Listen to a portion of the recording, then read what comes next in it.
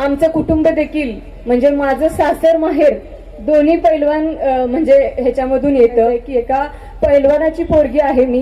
कुस्ती क्षेत्रामध्ये नेहमी एक डाव राखून ठेवलेला असतो आणि हा डाव आपण राखून ठेवलेला आहे आणि तो राखून ह्याच्यासाठी ठेवलेला आहे की हिंद केसरी झाल्यानंतर आपल्याला महाराष्ट्र केसरी बनायचं आहे आणि राखून ठेवलेला डाव ह्यासाठीच ठेवलेला आहे की आपल्यामध्ये महाराष्ट्र केसरी व्हायचं स्वप्न जिवंत ठेवावं आणि ते तेवत राहावं. त्यासाठी एक राहिलेला डाव आपल्याला पुढे आणायचा आहे.